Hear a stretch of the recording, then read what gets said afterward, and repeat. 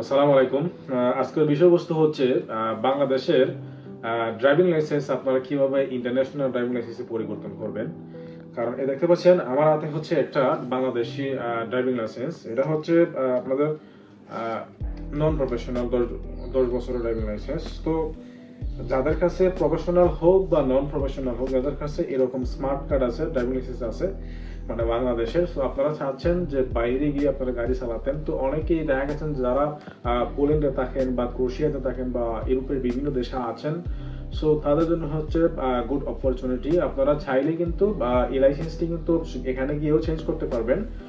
ক্রোয়েশিয়াতে কিন্তু কোনো theory exam লাগে না, বাট পোল্যান্ডে আপনাদেরকে অবশ্যই থিওরি এক্সাম দিতে হবে। হ্যাঁ, যদি আপনারা থিওরি এক্সাম দেন তাহলে আপনারা এই কার্ডটি চেঞ্জ করতে পারবেন, আপনাদের ইন্টারন্যাশনাল ড্রাইভিং লাইসেন্স করার কোনো প্রয়োজন নাই। ঠিক আছে। আর যদি চান যে না, আমি যেহেতু এখানে আমার থিওরি দেওয়া নাই, আমি থিওরি দিতে হবে, সো থিওরি হচ্ছে খুবই একটা হার্ড এক্সাম, আপনারা সহজেই আপনারা থিওরিতে পাস করতে পারবেন না।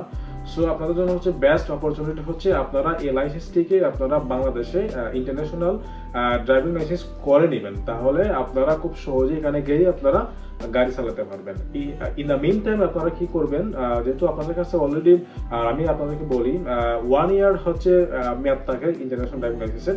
সো যেহেতু আপনাদের ইন্টারন্যাশনাল ড্রাইভিং লাইসেন্সের 1 ইয়ার মেয়াদ আছে, এই মুহূর্তে আপনারা কি করবেন, থিওরি এক্সামটা দিয়ে দিবেন, তাহলে কি করতে পারবেন। ইন দ্য মিন টাইম আপনারা এই লাইসেন্সটিও আপনারা পোল্যান্ড অথবা হচ্ছে ক্রোয়েশিয়াতে আপনারা চেঞ্জ করতে পারবেন। আর যেহেতু ক্রোয়েশিয়াতে এক্সামই লাগে না, তাহলে ডাইরেক্টলি আপনারা চেঞ্জ করতে পারবেন। ঠিক আছে। সো এখন প্রশ্ন হচ্ছে আপনারা কিভাবে এই লাইসেন্সটিকে আপনারা ইন্টারন্যাশনাল ড্রাইভিং লাইসেন্স করবেন। ঠিক আছে। সো যাদের এই লাইসেন্সটি আছে বা যাদের নেই, আপনারা বাংলাদেশে ছুটিতে আসেন বা যদি বাংলাদেশে আপনারা ইতিমধ্যে থাকেন, তাহলে আপনারা আগে যে স্মার্ট কার্ড, নর্মাল যে ড্রাইভিং লাইসেন্স, এটা আপনারা করে নেবেন। নন প্রফেশনাল অথবা প্রফেশনাল, যেহেতু আপনারা প্রাইভেট গাড়ি চালাবেন অথবা নিজের গাড়ি চালাবেন, আপনারা নন প্রফেশনাল করলেই ভালো হয়। যেহেতু নন প্রফেশনাল ড্রাইভিং লাইসেন্সের মেয়াদ থাকে 10 বছরের এবং প্রফেশনাল ড্রাইভিং লাইসেন্সের মেয়াদ থাকে মাত্র 5 বছর। সো আমার মতে হচ্ছে নন প্রফেশনাল করাই বেস্ট। সো আপনারা এটা করার পর আপনার কি করবেন, ডাইরেক্টলি আপনারা চলে যাবেন হচ্ছে মগবাজারে। মগবাজার হচ্ছে ফ্লাইওভারের কাছে হচ্ছে, এটা হচ্ছে outer route, circular route Mogbazar. So ওইখানে যাওয়ার পর দেখবেন যে আপনারা একটা সাইনবোর্ড থাকে, ইন্টারন্যাশনাল ড্রাইভিং পারমিট এখানে ইস্যু করা হয়। ঠিক আছে। তো ওইখানে আপনারা গেলে, এটা হচ্ছে বাংলাদেশ অটোমোবাইল অ্যাসোসিয়েশন। ঠিক আছে। সো ওইখানে গেলেই আপনারা দেখবেন যে কাউন্টার আছে, আপনারা ফর্ম নেবেন। আপনারা কিন্তু বাইরে থেকে যে কোনোখান থেকে আপনারা ফর্ম নিতে পারবেন না। ঠিক আছে। ওইখানে গেলে আপনারা ফর্মটা নেবেন। সো আপনাদেরকে ফর্মটা ফিল আপ করতে হবে। আপনারা কাউন্টার থেকে আপনারা প্রথমেই ফর্ম সংগ্রহ করবেন। ফর্ম সংগ্রহ করার পর ফর্মে কিন্তু অনেক কিছু লেখা থাকে। আপনার হচ্ছে নাম, তারপর আপনার ভোটার আইডি কার্ড, তারপর আপনার পাসপোর্ট নাম্বার, এগুলো হচ্ছে প্রথম সারিতে লেখা থাকে, এগুলো আপনারা লিখবেন। ঠিক আছে। ওয়ান বাই কোনোভাবেই মিস্টেক করা যাবে না। এরপরে হচ্ছে আপনার যে ড্রাইভিং লাইসেন্সের যে নাম্বার, লাইসেন্স নাম্বারটা, ঠিক আছে, এটা লিখবেন। তাহলে হচ্ছে আপনার ড্রাইভিং লাইসেন্সের মেয়াদ, ইস্যু ডেট, এগুলো সব বিস্তারিত লিখবেন। আপনার সাইন দিবেন, সাইন দিয়ে এটা অ্যাটাচ করবেন। এটা হচ্ছে আপনার প্রথম হচ্ছে ফর্ম। ঠিক আছে। এরপর হচ্ছে আবার কিছু ডকুমেন্ট লাগবে। ডকুমেন্ট হচ্ছে প্রথমে বলি হচ্ছে আপনার পাসপোর্ট লাগবে, যেহেতু আপনি ইন্টারন্যাশনাল ড্রাইভিং লাইসেন্স করবেন। সো আপনার পাসপোর্ট হচ্ছে ম্যান্ডেটরি, পাসপোর্ট লাগবে। আর দ্বিতীয়ত হচ্ছে আপনার বললাম যে ফর্মটা লাগবে। আর তৃতীয়ত হচ্ছে আপনার ভোটার আইডি কার্ডের কপি লাগবে। হ্যাঁ, আর পাসপোর্ট হচ্ছে আপনার প্রত্যেকটা হচ্ছে কপি লাগবে। ঠিক আছে। So passport copy, voter ID কার্ডের কপি হচ্ছে আপনার ড্রাইভিং লাইসেন্সের কপি, অর্থাৎ আপনার যে নর্মাল যে ড্রাইভিং লাইসেন্সটি আছে, নন প্রফেশনাল অথবা প্রফেশনাল, এটা হচ্ছে একটা কপি লাগবে।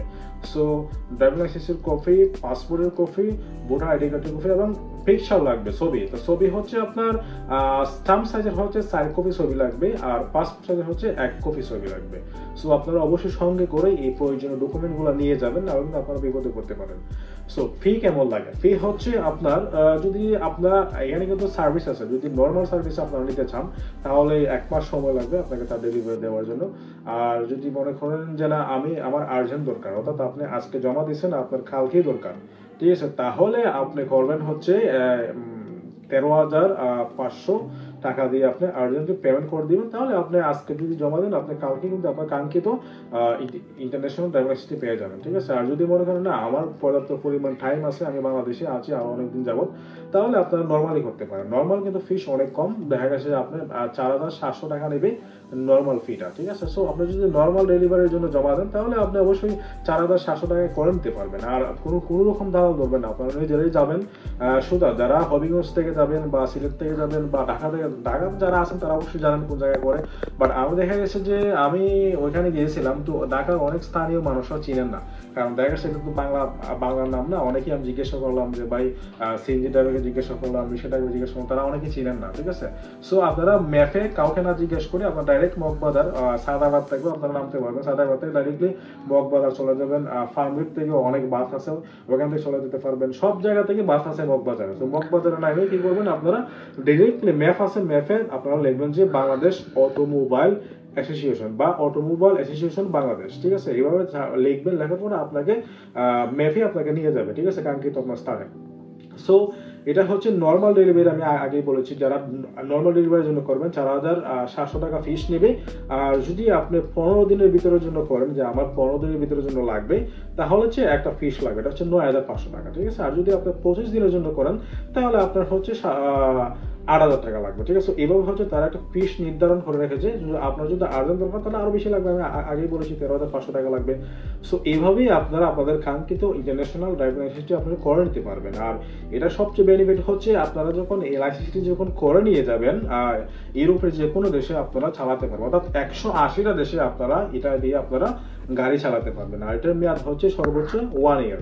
1 ইয়ার পর আপনাকে অবশ্যই আবার রিনিউ করতে হবে। সো আপনারা যারা ইউরোপে যাবেন অবশ্যই পরবর্তীতে আপনারা এই দেশের লাইসেন্স আপনারা চেঞ্জ করবেন খুব সহজেই। আর যেহেতু আপনাদের কাছে ইন্টারন্যাশনাল ড্রাইভিং থাকবে, তো আপনারা গাড়ি চালাতে পারবেন অনায়াসেই, কোনো রকম ঝামেলা ছাড়া। সো আশা করি আপনারা কিভাবে লাইসেন্স ইন্টারন্যাশনাল করবেন আপনারা অবশ্যই বুঝতে পারছেন। আর যদি আপনাদের আরো কোনো রকম কোয়ারি থাকে আপনারা অবশ্যই আমার কমেন্ট বক্সে কমেন্ট করবেন, অবশ্যই আমি চেষ্টা করবো অন্য একটু ভিডিও বানানোর জন্য।